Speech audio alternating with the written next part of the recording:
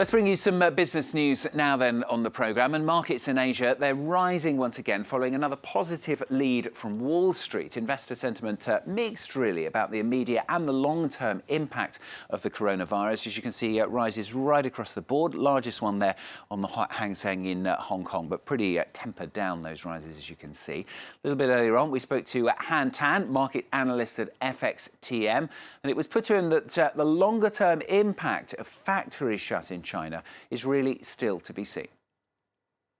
Longer-term impact will be seen or confirmed in the incoming economic data. The true extent is still uncertain at this point in time. Yet, you have policymakers that are already moving in to help support their respective economies, both on the fiscal and also monetary side. You're certainly seeing that in China, also here in my home country, in Malaysia, and other parts of the region as well. So it's those expectations for that incoming policy support that's sending stocks higher that you pointed out to your viewers earlier. That's Han Tan, their market analyst at FXTM in Kuala Lumpur, speaking to us a short while ago.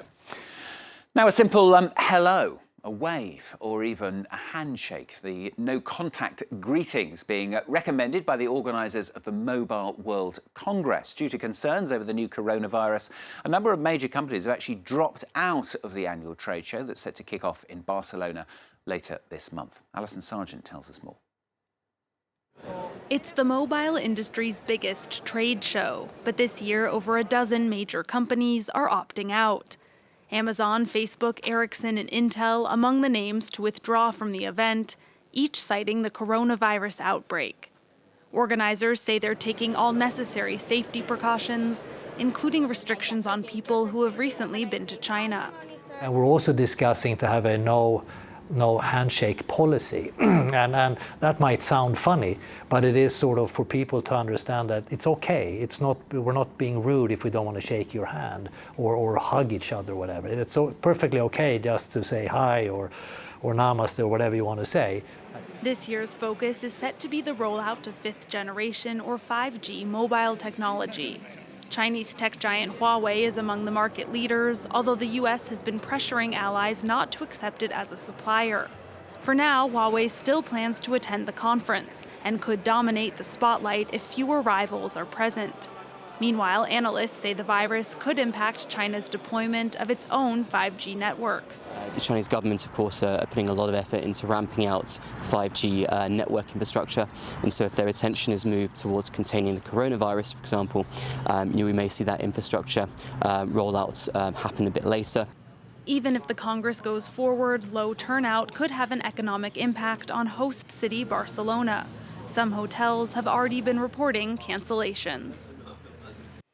And meanwhile, European officials have set a hard line ahead of trade talks, suggesting they won't automatically grant an equivalence deal to British finance firms post-Brexit. The British government is seeking stable access to the European market after the transition period expires at the end of the year, while saying as well that it's unwilling to accept the EU rulebook.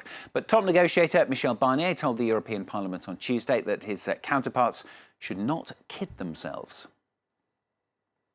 Brexit cannot be business as usual. Brexit means that British financial services are losing their financial passports. There is no mutual recognition. Brexit means that in all circumstances, we will impose controls on all goods entering the single market from the 1st of January, as we do with all third countries all over the world.